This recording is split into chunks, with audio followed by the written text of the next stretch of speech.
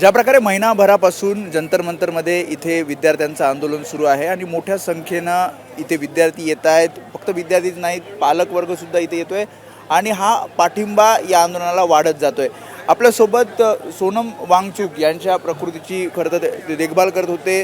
त्यांच्या प्रकृतीची सगळी जी काळजी होती, जी खबरदारी घ्यायची होती, ती डॉक्टर नितीन दिघे सर आपल्यासोबत आहेत. तुम्ही अजूनही आता दवाखान्यात जाऊन, मला वाटतं वेदांत हॉस्पिटलमध्ये जातात ते, अजूनही तुम्ही जाताय तिथे तपासणी करतायत? नाही, व्हिजिट करतोय कारण तिकडे आता मेदांतामध्ये काही सरांच्या किंवा आमच्या चॉईसनी भेटलेलं हॉस्पिटल आहे, त्यामुळे काही इश्यू नाही आहे. यापूर्वी गव्हर्नमेंट हॉस्पिटलला होतं तर थोडंसं आम्हाला तुम्ही यापूर्वी पण आपल्या चॅनलच्या माध्यमातून आपण सांगण्याचा प्रयत्न केला होता की ज्या बेसिसवरती त्यांना इथून घेऊन जाण्यात आलं तो बेसच ठीक नव्हता. कारण की त्यांनी जे सांगितलं की गव्हर्नमेंट डॉक्टरने हॉस्पिटलने जे सांगितलं की पोटॅशियम लेवल कमी झालं आहे, त्यावरती आपण वारंवार 3 वेळा ब्लड टेस्ट करून सर्व व्यवस्थित असल्याचं किंवा खूप क्रिटिकल किंवा एकदम त्यांच्या शरीरास घातक असल्याचं नसल्याचं आपण कोर्टामध्ये सुद्धा परवा आपण कोर्टामध्ये ते सांगितलेलं आहे. आणि त्याच्यामुळेच त्याचा परिणाम म्हणून त्यांना गव्हर्नमेंट हॉस्पिटलपासून मेदांता हॉस्पिटलमध्ये शिफ्ट करण्यात आलेलं आहे. यापूर्वी गेल्या 25 दिवसा सकाळ ते संध्याकाळ आपण त्यांची चेकअप प्रॉपरली करत होतो. मी व माझ्याबरोबर टीम आहे. तुमची भेट होतीये, चर्चा होतीये, रोज गेल्या जोपर्यंत गव्हर्नमेंट हॉस्पिटलला होते तोपर्यंत 3 दिवस लगातार 24 तास मी त्यांच्या बरोबर होतो आणि तिकडेच आम्ही पूर्ण केअर त्यांची घेत होतो. त्यांचे रिपोर्ट्स, ब्लड रिपोर्ट्सपासून सगळीकडे लक्ष होतं. पण जेव्हापासून मेदांताला हे केलं तेव्हा फक्त मी दिवसातून 2दा व्हिजिट वगैरे करतोय, तर लक्ष देतोय. आता सध्या काय स्थिती आहे त्यांची स्थिती हे पहा, जर एवढ्या दिवसाचा उपवास किंवा उपोषण असल्यानंतर निश्चितपणाने शरीर खालावत जाणार आहे. 11 किलोपेक्षा जास्त वजन कमी झालेलं आहे. परंतु मेडिकली जर आम्ही म्हटलं तर खूप मोठे चेंजेस नाही झालेले आहे. जसं BP खूप डाऊन होणं किंवा शुगर लेवल एकदम डाऊन येणं अशातला काही प्रकार झालेला नाही आहे. त्यामुळे हेल्दी आहेत, ते सगळ्यांशी बोलत आहेत. कालच काही मंत्रीगण पण त्यांना येऊन भेटलेले आहेत. पॉझिटिव्हली त्यांची जी मागणी आहे यापुढे सरकारने जास्त दिवस त्याला एक्सटेंड न करता त्यांची जी मागणी प्रधानजींचा इस्तिफा किंवा राजीनामा आहे लवकरात लवकर व्हावा, म्हणजे त्यांच्या हेल्थच्या दृष्टीने ते ठीक राहील. पण ज्या प्रकारे पंतप्रधान नरेंद्र मोदी यांनी थोड्या वेळापूर्वी ट्विट करत माहिती दिली की फास्ट ट्रॅकवर जो कोणी या नीट पेपर फुटीमध्ये दोषी असेल त्याच्यावर कारवाई केली जाईल. विद्यार्थी आपलं भविष्य आहे आणि त्यासाठी पूर्णपणे सरकार प्रयत्नशील आहे. हे पहा, माझा मुलगासुद्धा नेट स्टुडंट आहे आणि हेच भाष्य 2024मध्ये पण करण्यात आलं होतं. आम्ही वारंवार तेच भाष्य ऐकतोय आणि गेल्या 4-5 वर्षापासून नीटचं काही पहिल्यांदा झालेलं नाही आहे. हा उद्रेक आहे. हा 22 ते 23 लाख जी मुलं ह्या परीक्षेमध्ये होते त्यांचा उद्रेक आहे. आणि हे प्रत्येक वेळेस तसंच चौकशी करणार. काय झालं 2024ला तुम्ही चौकशी, काय झालं?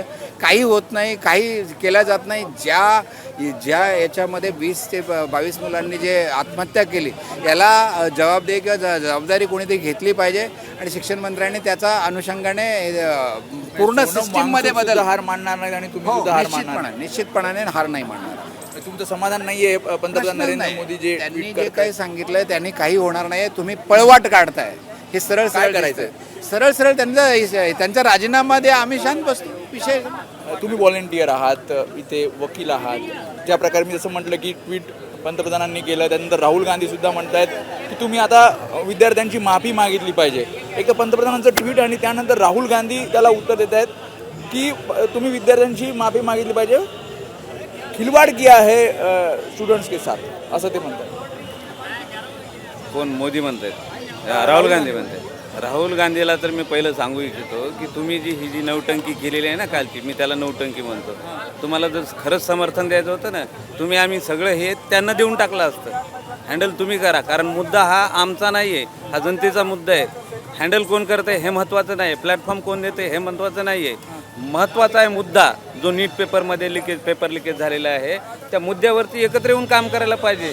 मग काँग्रेस असेल किंवा ठाकरे गट असेल, आता आपण सगळंच एकत्र आलं पाहिजे. की राहुल गांधींनी इथे यायला पाहिजे, फक्त यायला पाहिजे होतं. कालची नौटंकी त्यांनी करायलाच नव्हती पाहिजे. मोदींच्या ट्विटबद्दल, त्यांच्या भूमिकेबद्दल काय म्हणतात? त्यांचं म्हणणं आहे फास्ट ट्रॅकवर हे सगळं होईल आणि दोषींना शिक्षा होईल. अरे त्यांना सांगा, म्हणावं तूच करतो. ग्रोदा हत्याकांड केलं, काल इथं ग्रोदा हत्याकांड रात्री होणार होतं. आम्ही त्याच्यासाठी 24 तास झाले इथं डोळ्यात तेल घालून बसलोय. त्याला म्हणा ग्रोदा हत्याकांड कोणी केलं? तुम्ही केलं. आता रात्री होणार होता ग्रोदा हत्याकांड, तो आम्ही कसं तरी प्लॅन वाचवला आणि आणि म्हणतो की हे झालं ते व्यवस्थित नाही झालं. काय चाललंय? तुम्हीच करता, तुम्हीच सगळं बोलता. चर्चा म्हणजे चर्चा तुम्हीच किती करायची. दिवसापासून तुम्ही आहात, कुठून आहात तुम्ही? मी पुण्यावरून आहे, ॲडव्होकेट गुणाजी मोरे. मी पुणे सेशन कोर्टात प्रॅक्टिस करतो. मी 19 तारखेपासून इथं बसलेलो आहे. आमची लहान लहान मुलं इथं, माझी प्रॅक्टिस पण आहे. मी हे सगळं सोडून देऊन इथं बसलो आहे. का बसलो आहे? हे मुलांचं भविष्याचा प्रश्न आहे. हा माझा प्रश्न नाही आहे किंवा कुठल्या पार्टीचा प्रश्न नाही आहे किंवा कुठल्या समाजाचा किंवा पंथाचा प्रश्न नाही. हा प्रश्न आहे विद्यार्थ्यांच्या भविष्याचा, यूथचा प्रश्न आहे. आणि यूथच्या मुद्द्यावरती सर्वजण आम्ही एकत्र आलेलो आहे. आणि आम्ही काय कुठले काहीतरी मिळवण्यासाठी आलेलं नाही आहे. आम्ही एकच म्हणतोय की धर्मेंद्र प्रधानचं रेजिग्नेशन झालं पाहिजे आणि ह्या एज्युकेशन सिस्टीममध्ये चेंजेस झाली पाहिजे. जे वेळोवेळी ह्या परीक्षा होतात, फक्त नीटच्याच नाही आहे. आपण बघितलं महाराष्ट्रात काय झालं, TETचा एवढा मोठा पेपरचं त्यांनीच केलं. आणि वेळोवेळी असं का घडतं? मग काय ह्याच्यावरती कधी उपाययोजना करणार? ह्याच्यावरती कायमस्वरूपी योजना पाहिजे ना. विद्यार्थ्याचं भविष्य हे ठीक आहे, एक वेळेस झालं, 2 वेळेस झालं. वारंवार जर एखाद्या माणसाकडून चूक होत असेल तर त्याला माफी नसते. आणि मोदींनी केलेलं ट्विट हे त्याला मला तर मुद्देंना बोलायचंच नाही आहे. ते बोलण्याच्या लायकीचं राहिलेलं नाही ते. आता तुम्ही कुठून आहात? मी अमरावतीवरून आहे. काय नाव? माझं नाव सागर दुर्योधन. बरं, तुम्ही किती दिवसापासून आहात इथे? मी इथे 8 दिवसापासून या प्रोटेस्टमध्ये सहभागी आहे आणि अमरावतीचे 50 पोरं घेऊन मी या आंदोलनात. 50 मुलं इथे आहेत आता. काय म्हणणं आहे हे सगळ्यावर? आमचं काय म्हणणं सरकारने आहे, भूमिका मांडलेली आहे. एक ते म्हणतात की चर्चेची तयारी आहे. दुसरं म्हणतात की फास्ट ट्रॅकवर सगळं आपण हे केस आणि जे काही शिक्षा होईल ती दोषींना होईल. जरा आरोपींचा जर आपण संबंध तपासला तर अर्धे अधिक आरोपी हे भाजप पक्षाशी संबंधित असलेले लोक आहेत. आणि म्हणून धर्मेंद्र प्रधानांनी याची नैतिक जबाबदारी घेऊन पहिले आधी राजीनामा देऊन नंतर या सर्व प्रकरणाची चौकशी झाली पाहिजे असं आमचं मत आहे. धर्मेंद्र प्रधान जर मंत्रिपदावर असतील आणि चौकशी जर होत असेल तर ती चौकशी कोण्या पद्धतीनं होईल? म्हणून धर्मेंद्र प्रधान यांनी पहिले राजीनामा देऊन नंतर याची चौकशी केली. तुम्ही किती दिवस थांबता इथे? मी आता हे अजून 10-15 दिवस तरी इथं थांबणार आहे. हे आंदोलन जोपर्यंत चालू जोपर्यंत आंदोलन राहील तोपर्यंत. आणि आमची बॅकअप टीम पण येणार आहे. मी अच्छा. गेल्यानंतर आम्ही दुसरे पोरं इकडे आणण्याची तयारी आमची चालू आहे. त्यामुळे या सगळ्या प्रतिक्रिया आहेत. म्हणजे डॉक्टर असतील, वकील असतील किंवा त्यांनी जसं सांगितलं की 50 मुलं अमरावतीहून इथे आलेले आहेत. आणि जोपर्यंत धर्मेंद्र प्रधान यांचा राजीनामा होत नाही तोपर्यंत आम्ही जंतर मंतरवर असेच आंदोलनाला पाठिंबा देत राहू, अशी भूमिका या सगळ्यांनी सरकारच्या भूमिकेनंतर त्यांच्या ह्या प्रतिक्रिया येतात. कॅमेरामन अरविंद वारगेसह मी वेदांत नेब, ABP माझा, दिल्ली.